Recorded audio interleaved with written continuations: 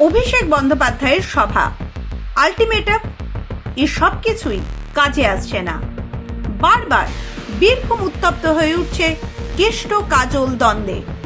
গোষ্ঠী দ্বন্দ্বে সাধারণ তৃণমূল কর্মীদের মাথা ফাটছে, ভর্তি হতে হচ্ছে হাসপাতালে।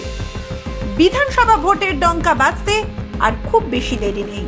তার আগেই এই গোষ্ঠী কন্দলে ব্যাপক অস্বস্তিতে শাসক দল। বীরভূমের সিউড়িতে কেষ্ট কাজল দ্বন্দ্বের কথা নতুন নয়, তবে এর প্রভাব যে বিধানসভায় পড়বে তা বলাই যায়। সিউড়ি ২ নম্বর ব্লকের অন্তর্গত বাসরা গ্রামে একটি গ্যারেজের মধ্যে তৃণমূলের দলীয় বৈঠক চলছিল। স্থানীয়দের দাবি, এই বৈঠক করছিলেন ব্লক সভাপতি নুরুল ইসলামের অনুগামীরা।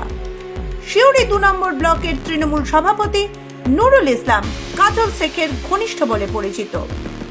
অভিযোগ, বৈঠক চলাকালীন অনুব্রত মণ্ডলের ঘনিষ্ঠ বকুলের অনুগামী কিছু লোক সেখানে হাজির হয়। এরপর এই দুই পক্ষের মধ্যে শুরু হয় হাতাহাতি। লাঠি সোঁটা নিয়ে সংঘর্ষে জড়িয়ে পড়ে তারা। পরিস্থিতি উত্তপ্ত হয়ে ওঠে এবং এলাকা জুড়ে ব্যাপক চাঞ্চল্য ছড়িয়ে পড়ে।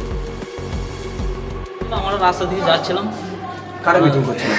ওই নুরুলের লোক। হ্যাঁ, ওই রাস্তা দিয়ে যাচ্ছিলাম, ওরাই মেরেছে। না, কেন মারলো? এমনি যাচ্ছিলাম রাস্তা দিয়ে পেরিয়ে। আপনারা কি কোনো দল করেন? না, আমরা ওই একই। তারপরে আমার কার দল করে? আমার ওই ইয়ার কেষ্ট। ওই জন্য কি মারছে? ওরা কি দিয়ে মারলো আপনাদেরকে? বাঁশ, তারপরে টাঙ্গি।